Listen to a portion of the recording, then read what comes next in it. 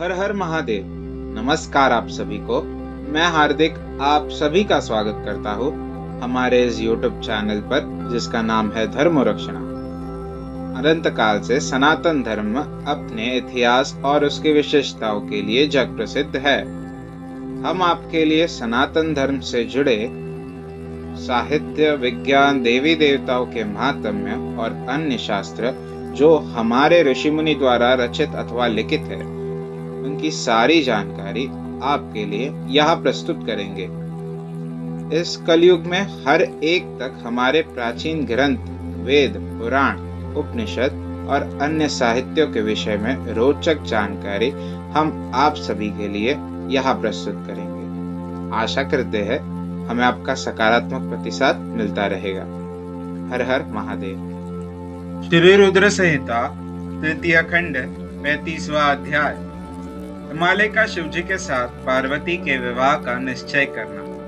ब्रह्मा जी बोले, नारद, महर्षि वशिष्ठ ने राजा अनुरण्य की पुत्री पद्मा और ऋषि पिपलाद के विवाह तथा धर्मराज द्वारा पद्मा को प्रदान किए गए वरदान की कथा सुनाकर कि पिपलाद स्थिर रहने वाले यौवन के स्वामी होंगे, इंद्र के समान सुंदर व वैभव से संपन्न होंगे और 10 सर्वगुण संपन्न पुत्रों की उन्हें प्राप्ति होगी। शैलराज हिमालय से कहा कि राजन, मैं आपसे प्रार्थना करता हूँ कि आपके और आपकी पत्नी मैना के मन में जो भी नाराजगी है उसे भूलकर आप अपनी पुत्री पार्वती का विवाह त्रिलोकीनाथ महादेव जी के साथ कर दे।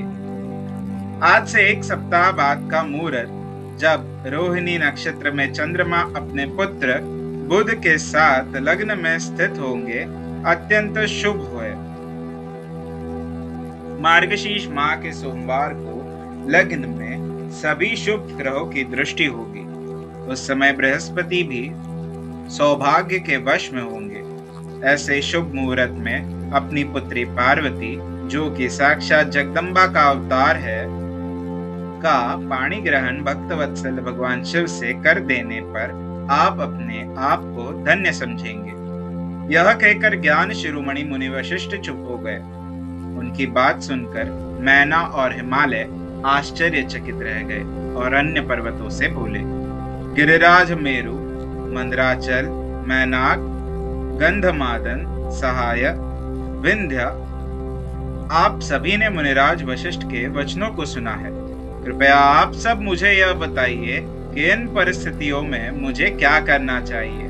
आप सभी इस संबंध में मुझे अपने विचारों से अवगत कराएं। शैलराज हिमालय के कहे इन वचनों को सुनकर सभी पर्वतों ने आपस में विचार विमर्श किया और बोले, हे गिरिराज हिमालय, इस समय ज्यादा सोच विचार करने से कुछ नहीं होगा। अच्छा यही है कि हम सप्त ऋषियों द्वारा कही गई बात को मानकर देवी पार्वती का विवाह शिवजी से करा दे, क्योंकि वास्तव में पार्वती का जन्म ही देवताओं के कार्य को पूरा करने के लिए हुआ है। अतः हमें शीघ्र ही उनकी अमानत उनके हाथों में सौंपकर अपनी जिम्मेदारियों से मुक्त हो जाना चाहिए। तब सुमेरु तथा अन्य पर्वतों की बात सुनकर हिमालय प्रसन्न हुए और देवी पार्वती भी मन ही मन मुस्कुराने लगी। देवी अरुंधति ने भी विविध प्रकार की कथाओं को सुनाकर पार्वती की माता मैना को समझाने का प्रयत्न किया।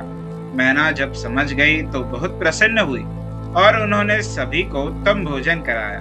उनके मन का सारा संदेह और भय दूर हो गया।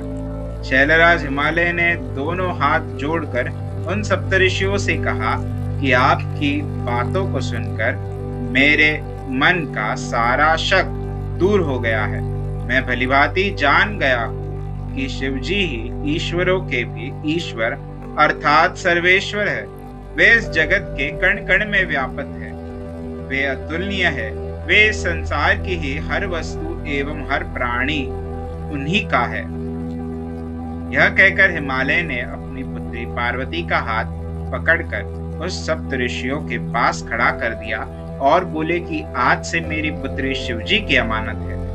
वे जब चाहे इसे यहाँ से ले जा सकते हैं। ऋषिगण शैलराज की बातें सुनकर प्रसन्न हुए और बोले, भगवान शिव जी आपकी पुत्री को स्वयं मांगकर आपको सौभाग्य प्रदान कर रहे हैं। यह कहकर वे ऋषिगण पार्वती को आशीर्वाद देने लगे और बोले, देवी, आपका कल्याण हो तथा आपके गुणों में निरंतर वृद्धि हो। आप शिव जी की अर्धांगिनी बनकर उनका जीवन खुशियों से भर दे। सप्तऋषियों ने सुविचार करके 4 दिनों के बाद का शुभ मुहूर्त विवाह के लिए निकाला। तब शैलराज हिमालय और देवी मैना से आज्ञा लेकर वे सप्तऋषि देवी अरुंधति सहित वहां से भगवान शिव के पास चले गए। अध्याय 35वां समाप्त। हमारे कार्य की सराहना करते हुए इस YouTube चैनल को सब्सक्राइब करें, वीडियोस को शेयर करें और लाइक करें।